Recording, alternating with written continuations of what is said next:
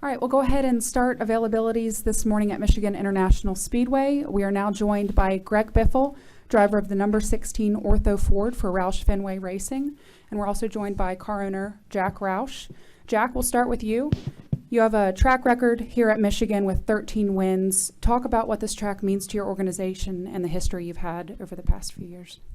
Well, starting back, a long time ago in 1966, I went to my first IndyCar race here. And first big racetrack I'd ever been to, and amazed with the accommodation, and of course the Irish Hills topography here is wonderful. It's close enough that when I do my proficiency flying for my Warbirds, I fly over the racetrack a couple times a month, and it's a place where with the success that Mark Martin brought, and of course Greg's won two of the most significant races we've won here. The 100th anniversary of Ford Motor Company won one of the races that year, and of course the 1000th race for Ford. So we've looked forward to bringing a new setup out here for this new combination of aero and kinematics we've got in the cars, and look forward to see what we can do. Greg, we'll go to you. You lead all active drivers with 4 wins at Michigan. Talk about the success you've had here and expectations for the weekend. Yeah, this is a fun racetrack. I love the way it races and drives.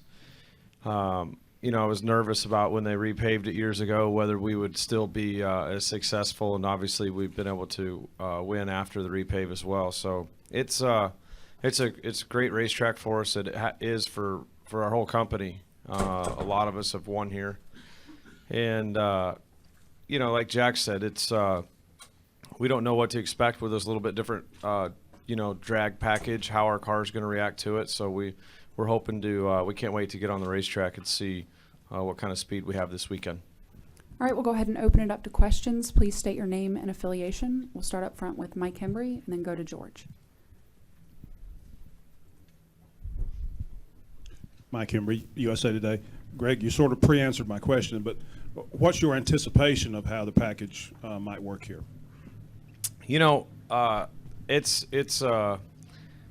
That's really hard to predict. We did get, I know that we've tested a couple different packages here, and I do know that the low downforce package, looked like it raced well in practice or whatever. The high drag package may afford some opportunities because the track's so wide that we can get up beside cars and get a draft at the end of the straightaway and get up beside them better than maybe Indy was. Indy's really one lane, so it was difficult to get close to that car in front of you because of the extra spoiler and extension on the bumper cover. It made it more difficult to get closer to that guy to get a run on him. And so here I think that may change with the different lanes. It's just going to have to wait and see. The car is much looser to drive behind another car as well. So that's why you look for clean air. And this type of racetrack being as wide as it is in the corner is one characteristic that it has. So we'll just have to wait and see how it turns out. I'm not, I thought I knew what it was going to look like at Indy and a little bit off, but I'm looking forward to today and see how it drives. And really, we don't ever race around. We don't ever practice around other cars. So typically we go out there and make our own runs, and then we get, move into qualifying. And really the first time we race around cars is when the green flag drops. And so a lot of times we don't know exactly how it's going to react till Sunday versus today, because we go out there by ourselves, going to drive like it normally drives, a little slower maybe down the straightaway or something like that, but you don't get that draft effect or what it does, the car in front of you. All right, we'll go to George and then Bob. George Winkler with NASCAR.com. As one of the drivers needing a win, do you think you'll be more aggressive this weekend? And does your success at Michigan kind of put more pressure on you? Yeah, I think a little of both. Certainly we understand we have 4 races and we have to win one of them to get in the chase. And we've been very fortunate to make the chase 6 out of the last 7 years. So it's we feel the pressure, trust me, and And this is a great racetrack for us. We just have to, get it right today and tomorrow in practice. Our car's got to have the speed to be able to pull off a win. And, we felt like we've been close. Charlotte last week, in Pocono were all opportunities for us. And so this certainly could be a weekend for us. All right, we'll go to Bob and then Claire. Bob Hawkers, ESPN. Jack, your computer simulation programs have been kind of in the news a little bit. Can you talk about kind of where they're at and how much do they play a role in analyzing what this package did at Indy and what it could do here? The Ford's computer simulator is is new online. You say simulator or simulation, Bob? Your CFD type program. CFD. The CFD comparisons were interesting. It's imperfect science, CFD is.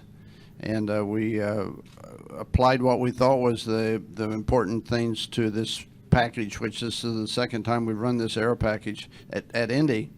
And as Greg says, we miscalculated how loose it was going to be in traffic and maybe had our drag a little higher than it should be for the length of the straightaway. So we're cognizant of the change that's going to occur as we go into a drafting scenario, whether the car's around. So that's going to mean that if you wind up being as loose as you'd like to be to have the speed by yourself, you're probably going to be too loose to race it whenever it comes time. But we at Indy, we did a good thing. We ran our cars out there together, 3 cars together, and they learned some things about the drafting early on that raised a red flag, and so they weren't as far off as they might have been. But we've taken some drag out of the cars for here and able to put it back in and get the downforce that goes with it if it looks like we need it. But I think that this is going to be a place much like the Nationwide or the Xfinity cars where you can run nearly wide open nearly all the way around the racetrack. Once you can get to the point of approaching wide open,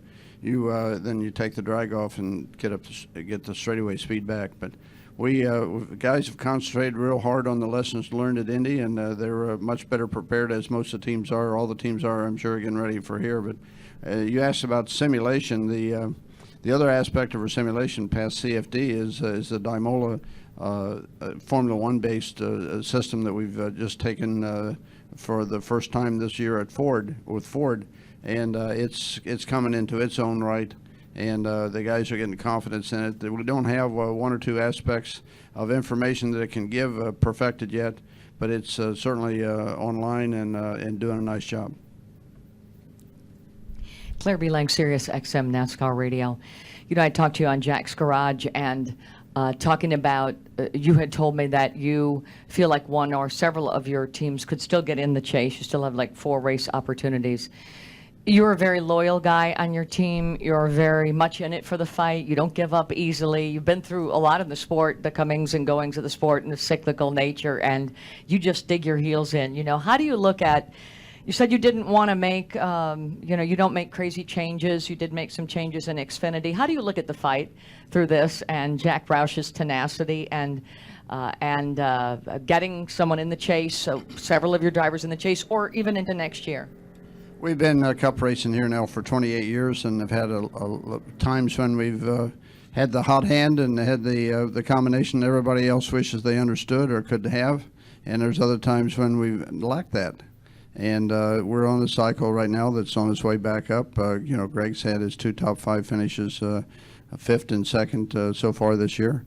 And those are certainly races that he could have won. And there's been many other races that we've had streaks of brilliance throughout the race for a flat tire or something else that's happened to our disadvantage that's taken us out. But all my programs have got potential. We've, as I indicated, I think on the radio program, we're a promote from within company. We've had 35 or 36 drivers driven our cars over a period of time. 17 of them won races, and not the same 17, but 17 are still involved in the sport in some way. And we've excited about our new rookie field, and of course Greg is a cornerstone of what we've done in trucks and Grand National or Xfinity and Nationwide. He's he's won both championships in both series, and I'm not going to give up, and I don't think he's going to give up till we win the Sprint Cup as well. All right, we'll go over here to the right. Hey Greg, Tyler Burnett, MRN. Looking ahead to next week at Bristol, obviously when we were there in April, it delayed and we were able to race under the lights. Now we're back under the lights. Do you think that's an advantage? The first time we went there being under the lights and now going back? You know, I don't know if it makes a lot of difference, but I prefer to race under the lights. The night race is was a lot more fun, and the track's a little bit different. You know, the track's cools down at night. So I don't know that the racing there in the spring under the lights is going to make a lot of difference. I just like the second race a lot better. All right, we'll come up front. George Poley, the Macomb Daily. Greg, since this is a horsepower track, engines have to be top-notch here.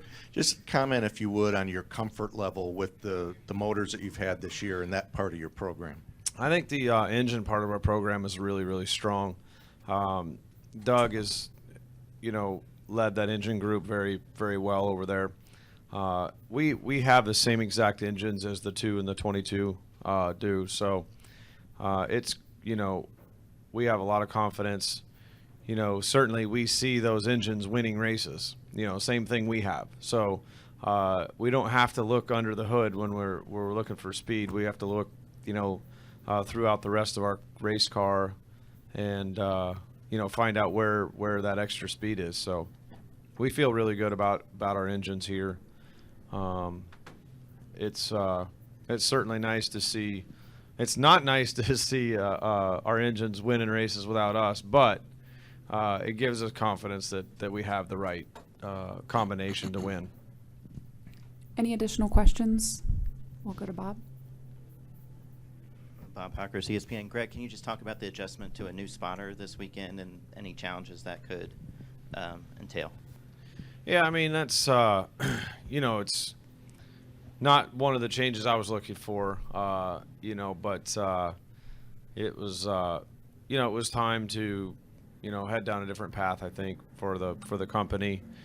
And like I said, it's not preferable to start out with a new spotter, especially Bristol being next week and 4 races before the chase. But it's business, and we'll work through it the best we can to get up to speed with listening to a new guy up top. Final questions? All right, thanks for joining us and good luck this weekend. Thank you.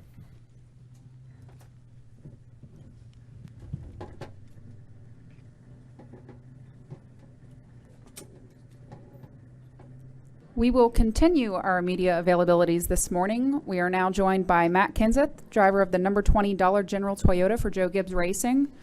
Matt, you followed up your win at Pocono with your first top 5 at a road course last weekend at the Glen. Tell us about the team's momentum heading into this weekend and your outlook here at Michigan.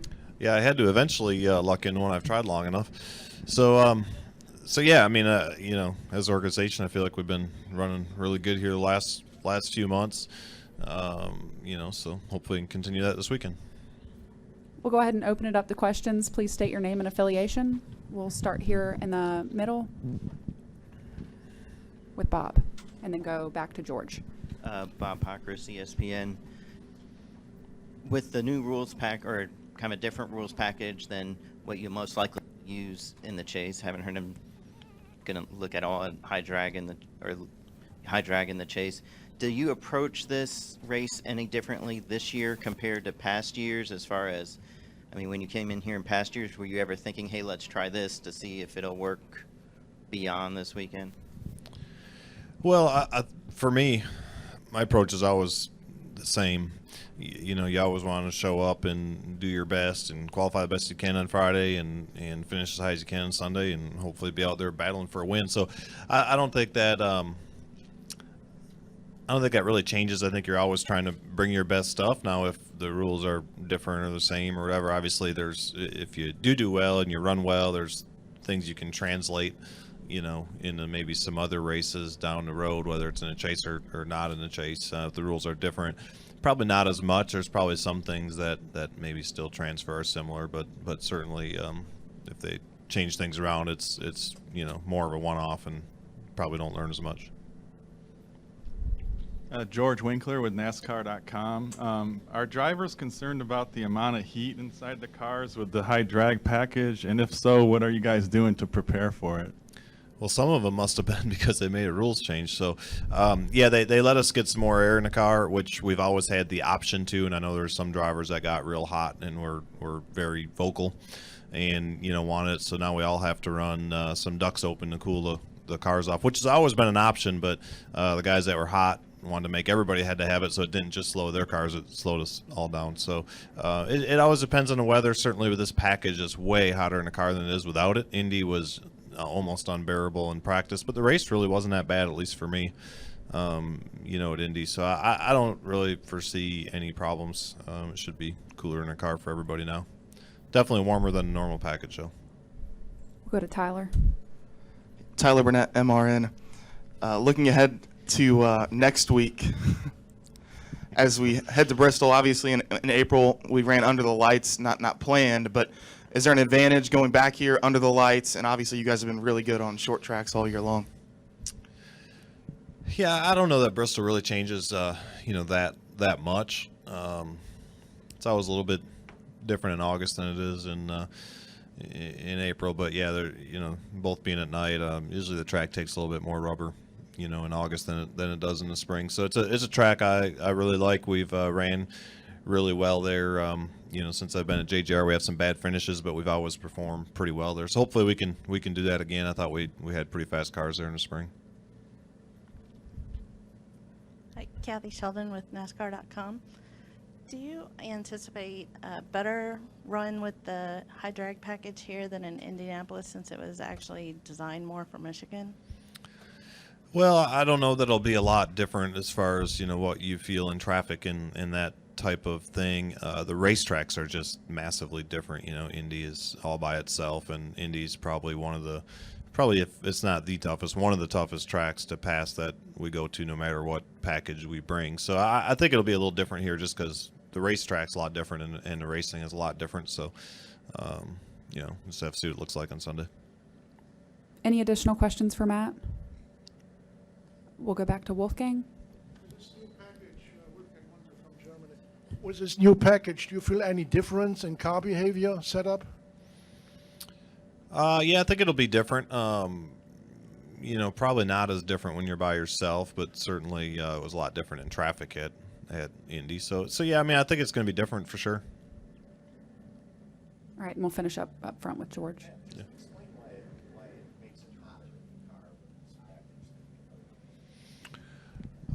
Well, I think mainly it's not only the spoiler, but it's the tail extension. It doesn't let the air from underneath the car come out, which is what creates a lot of the drag, which is what NASCAR was looking for. So I think with that, there's a lot less underbody airflow, and the heat just stays under the car more from the exhaust pipes and the oil lines and everything that's making heat. It just doesn't let it come out as much as it does, in the standard package.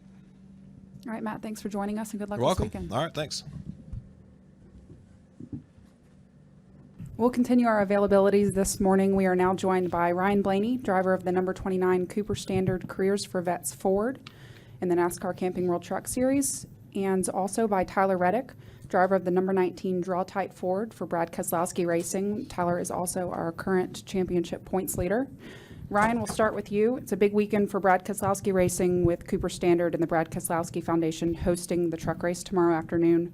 Talk about having Careers for Vets on the trucks and expectations for the weekend. It's been great to be back in Brad's truck this year. I've been fortunate enough to be a part of this race since 13, and Cooper Standard's been on it for all of them, and we just started the Careers for Veterans car last year, and it's great that they're bringing it back here this year. And I think they're going to have about 3,000 employees here tomorrow, which is great. It's something they do every single year, and they just have a ton of people come out, and the support that they show and the hospitality they give their employees is second to none. So we're really excited, and I'm grateful to be back in that truck with such a great sponsor and great people, and I know we're going to have a big cheering section. And Tyler, you're making your track debut here at Michigan. Talk about your strategy heading into the race tomorrow and adjusting to a track you haven't previously run at before. Well, fortunately for us, our number 19's been pretty good here in the past. Both trucks were really fast here last year. So my job's going to be pretty easy getting them to speed here. Ryan Blaney's has run really good here in the past too. He's also had some unfortunate luck too, but I've had bad luck in the only 2 I've ran here. well, Go he's ahead. been Keep fast. going. But Keep going. him and Joey last year were really fast. But we should be good here. Like I said, we had a really good shot last year, but some things got in the way. But we should be fast. All right, we'll go ahead and open it up to questions. Please state your name and affiliation. We'll start with Wolfgang and then go to George. One question for both of you, whoever want to answer. Wolfgang Monser from Germany, Rennsport Press Agency. A couple of weeks ago, you had this race at the dirt track race in Eldora, Rossburg, Ohio.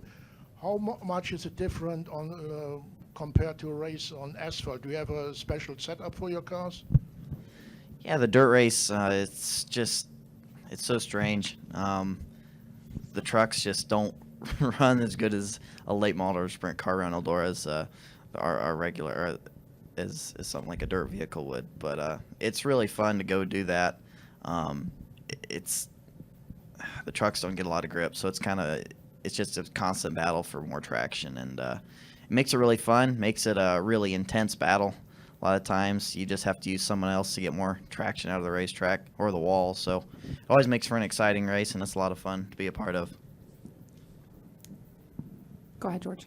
George Winkler with NASCAR.com. Ryan, how excited are you to have a full-time Cup ride in the works for 16, and what can you tell us about that? No, there's really not much to say about it yet. We're trying hard to make that happen. Obviously, that's the ideal goal. That's the ultimate goal for everybody. But you can't really focus on that too much right now. We're here in Michigan this weekend and trying to go out and win this race, and that's only going to help out for next year. So, best thing we can do is focus on the present and do the best we can in our remaining races this year, and that's only going to help next year. Any additional questions for Ryan or Tyler? All right, I've got a couple follow-up questions for both of you, just when you thought you were done. Tyler, you took over the points lead not last week, but a couple weeks ago at Pocono. What do you and the team need to do to keep that lead and continue producing consistent finishes in the future? Same thing we've done all year. I mean, it's pretty simple. We go in each race trying to get a top 5 finish, and if not, win. And that's what we're going to do the rest of the year. That's what we've done all year, and it's gotten us 2 wins so far and a lot of good runs. And we're going to just keep going the way we have been and trying to win as many races as we can on the way to the end of the season. And Ryan, you're running double duty this weekend. How much will running the truck race tomorrow prepare you for the race on Sunday, if at all? It helps a little bit. It's kind of different here, running both. I feel like the Cup car is actually going to be a lot more similar to the trucks right now with this high drag package. We saw that at Indianapolis, and the way they draft up to other cars is almost like the trucks. It's not as drastic as the trucks, but it has some similarities to it. But maybe track changes temperature a little bit, and you kind of see where your truck goes that you can apply for Sunday. And there's always little things that you can do to help yourself out, and there's always some things you can take away from it. So I wouldn't say it's a no help, but it definitely helps some. All right, thanks for joining us, and good luck this weekend. Thank you. Thank you.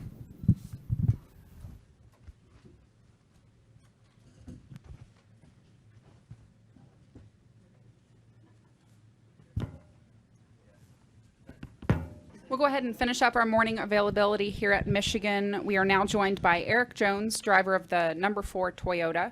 Eric, you're making your track debut this weekend at your home track of Michigan. Talk about the anticipation of making your debut here and what type of role this track has played for you over the years growing up in Byron. Yeah, I stayed at my own house last night, and I'll stay there tonight. It's only about an hour and a half down the road for me, so pretty cool to be making my first start here. It's been a place I've wanted to run at for a long time, and not only myself has watched a lot of races here, but my whole family, from my grandparents to my parents, and it's just a pretty special place for me. So it's exciting anytime you get to go to a new track, but especially when it's your home track and you grow up so close to it. So excited about it. Excited about all the friends and family that are going to be here, and hopefully we can put on a good show for them. We'll go ahead and open it up to questions. Please state your name and affiliation. We'll start in the back with Wolfgang. Wolfgang Monser from Germany, Rennsport Press Agency. How do you approach a new track you never run before? Did you do some simulation and computers with all these new games on the market? And What do you do when you're coming to a new track to learn the track quickly?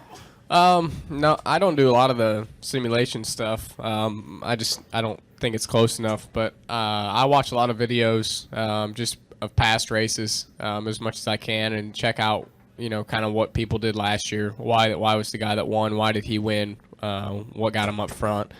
Basically that kind of thing. So I watch like the last year, and if I have time, the year before as well, and just see what the guys that were fast, what they were doing different than everybody, and just see if I can get a general idea of line and if the line moved around throughout the day.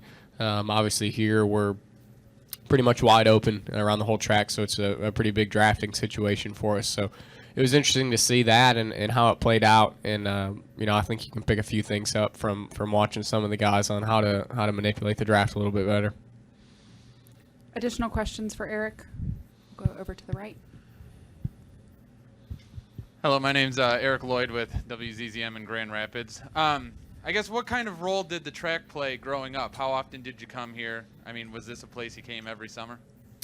Not every summer, but I think I was here a couple times growing up, and honestly, we couldn't make it every summer because I was racing a lot of the time, quarter midgets at the time, but always a place that we had come to a few times and hung out and watched races, and it's just that home track feel or hometown feel, I think, for any driver or an athlete in any sport, really, when they get to go home and play in front of their hometown fans. That's really the same feel here. So every driver, I think, looks forward to getting to their home track, especially at this level where in the NASCAR series, obviously I've raced a lot of short tracks around my home and been able to win at those tracks, but it's just a little bit different feel when you're at a place like this and you're at home and racing in front of people. So kind of a place for me that growing up I always watched and always looked at as, hey, I hope I get the chance to run there one day, and always was one that was pretty high on my list of just getting to run at.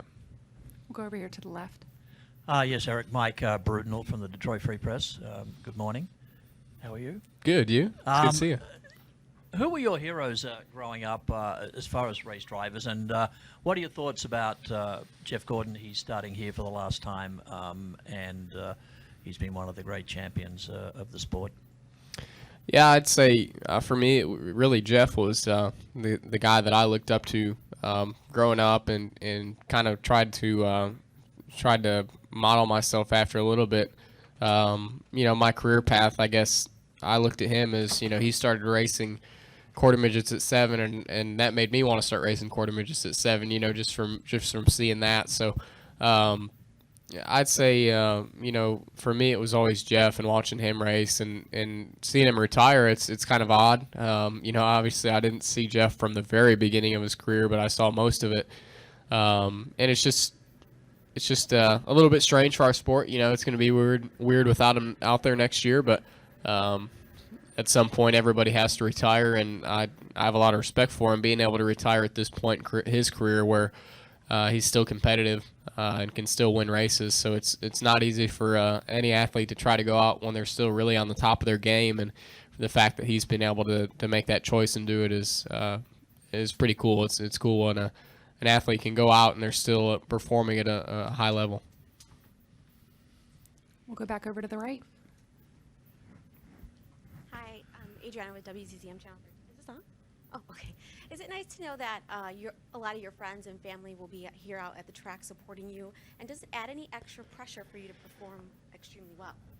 I don't think there's any extra pressure. I think it's more of I'd really like to win this one just because everybody's here, but I think it's just pretty cool, really, that everybody's here. I've had to give out more hot passes and get tickets for more people this week than I think way more than any other track. So, excuse me. It's just nice to have all these people here and supporting you. And they watch so many races on TV. It's nice when they can actually get out to a race and see it in person. And it's just a different feel for them. Obviously, they went to a lot of short track races growing up, but it's harder to get to some of these NASCAR races in the locations they are, and they don't get to go to do many. So when they do get the chance to go when we're this close to home, it's pretty cool, and it's always cool to see them down in the pits. We'll go back to Mike, Claire, and then Lee.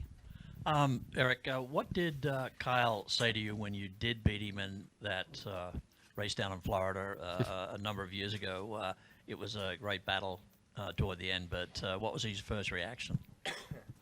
Well, I can remember it pretty well. Obviously, it's a pretty vivid memory for me, but really just kind of congratulated me and talked about the race, honestly. And at that point, I wasn't really thinking about implications of what was going to happen after, if I would get an opportunity at that point in the truck series. But more so, I was just excited that I'd won that race in its own right, but let alone had to run with Kyle for it and a few other things. So just was pretty cool to see him in victory lane and hear from him, talk to him about a race. And as hard as we raced and as clean as we raced, really, it was it's always cool when you get to talk to a driver about that. And I think any driver really loves to see a good, hard, clean race. And that day, that's what we had.